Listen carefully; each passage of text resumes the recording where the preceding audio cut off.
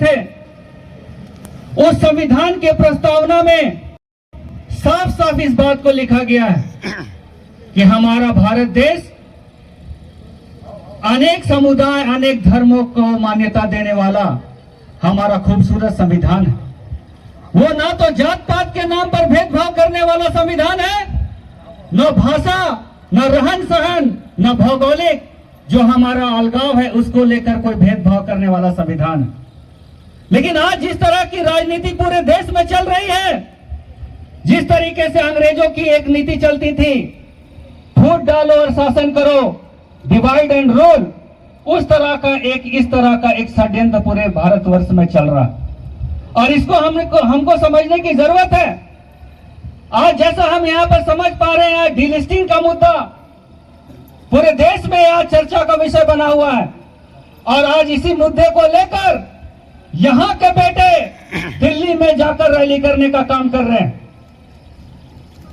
मैं उन लोगों से पूछना चाहता हूं कि आदिवासी समुदाय के लोग भारत की आजादी के पश्चात से एक सेपरेट धर्म कॉलम की मांग कर रहे हैं। कभी उन्होंने क्या सेपरेट आदिवासियों के धर्म कॉलम की मांग के लिए आवाज उठाने की काम की? नहीं किया।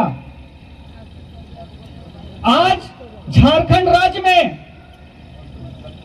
हम लोगों के प्रयास से, आप लोगों के प्रयास से, तमाम आदिवासी समुदाय के लोगों के प्रयास से मानव श्रृंखला का निर्माण किया गया 20 सितंबर 2020 को,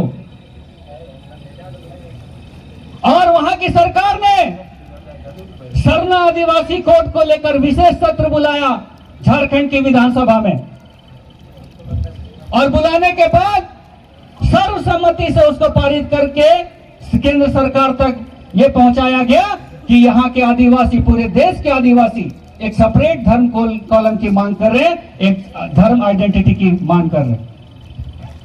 लेकिन आज कुछ लोग हमारे बीच से ही उठकर जाते हैं और हमारे पीठ में ही खंजर भोंकने का काम करते हैं।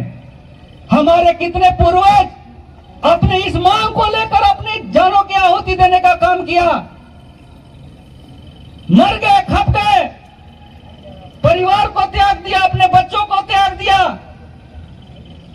अपने जीवन को त्याग दिया। बस उनकी एक ही मांग थी कि जिस प्रकार जब भारत आजाद नहीं हुआ था उस समय भी उनको एक सेपरेट आइडेंटिटी मिली थी। आज जनगणना चल रहा है, जनगणना का दौर चल रहा है, लेकिन कोई भी आज आदिवासियों की एक अलग धर्म कोड की बात नहीं करता। तो अंग्रेजों ने भी हमें सेपरेट कॉलम और आइडेंटिटी देने का काम किया था, कभी ट्राइबल के नाम पर, कभी एनिमिस्ट के नाम पर, कभी एबोरिजिन के नाम पर, तमाम तरह के नाम पर 10-10 साल के अंतराल में जब एक आइडेंटिटी की बात होती थी तो एक अलग पहचान के रूप में एक दर्जा देने का काम किया गया था। लेकिन आज आजादी के इतने साल बाद जब केंद्र सरकार अमृतोत्सव मनाने का काम किया गया, जब केंद्र सरकार के द्वारा जनजाति गौरव दिवस मनाने का काम किया गया, ये किस तरह का गौरव है कि हमारे आइडेंटिटी के साथ ही खिलवाड़ करने का काम किया जा रहा है। कोई हमें वनवासी बोलता है, कोई हमें सनातन बोलता है, कोई किसी और नाम से पुकारता है, और हमारे बीच के लोग ही पता नहीं उनको क्या सुख मिलता है कि हमारे पूर्वजों का जो त्याग था उसको मटिया पलीत करने के लिए वो कहते हैं कि हमको जो है हिंदू में अपने नाम को दर्ज करना पड़ेगा। इस तरह का एक षड्यंत्र रचा जा रहा है। मैं आपको बता देना चाहता हूं कि वर्तमान में जो भाजपा की सरकार है, केंद्र में सरकार है, जो दिखाने के लिए कुछ और करने के लिए कुछ और, इस तरह का नीति यहां पर चल रहा है। मैं आपको याद दिलाना चाहता हूं, 2018 की घटना है। 2 अप्रैल 2018 को जो ST/SC एट्रोसिटी एक्ट पूरे भारत देश में लागू है 1989 का, उसको कहीं ना कहीं शिथिल और उसको कमजोर करने का प्रयास पूरे भारतवर्ष में चल रहा था। उस समय हमें याद है कि कितने लोग शहादत को प्राप्त हुए थे, और रांची के सड़कों पर भी आदिवासी हॉस्टल में तमाम छात्र छात्राओं को घुस घुस कर मारा गया था, उनके इज्जत के साथ खिलवाड़ की गई थी। और उस दरमियान हमारा भाई और जेल जाने, उनको जेल के सलाखों के ईडब्ल्यूएस आरक्षण की बात हो रही है, इसको पारित कर दिया गया, इसको लागू कर दिया गया। और जब सदन में, पार्लियामेंट में, दिल्ली में जब ये चल रहा था इसका विचार विमर्श, उस समय तमाम पार्टियों ने इसको सपोर्ट करने का काम किया।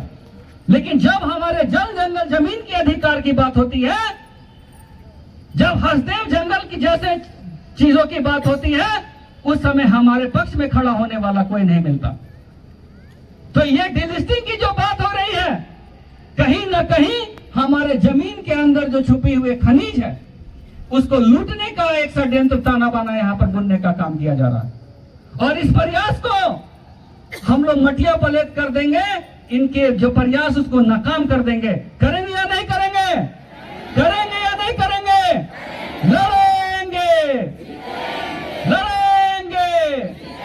आदिवासी एकता जिंदाबाद, जिंदाबाद। अब हमें सरना ईसाई के नाम से जो लड़ाने का काम करेगा, हम उन षड्यंत्रकारी ताकतों को ये बता देना चाहते हैं कि यहां पर हम भी आज पढ़ लिख गए, संविधान के तमाम चीजों को उद्देशिका।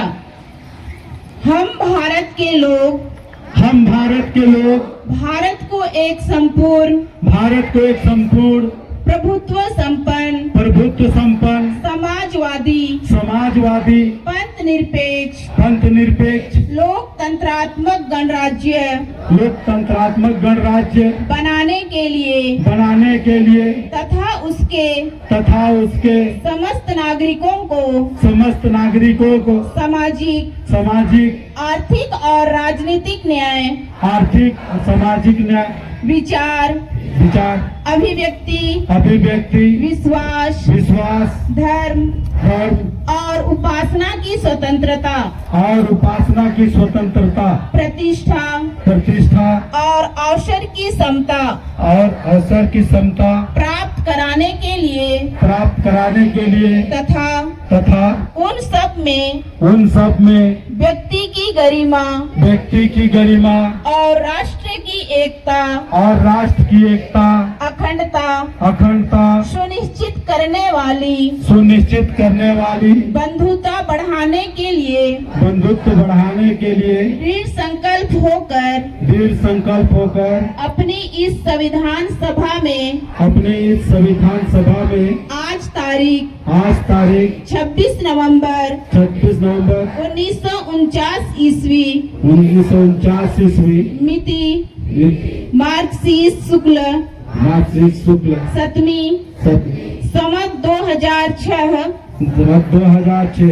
विक्रमी को यतत द्वारा इस संविधान को अंगीकृत, अधिनियमित और आत्मर्पित करते हैं। जोरदार ताली। जय जय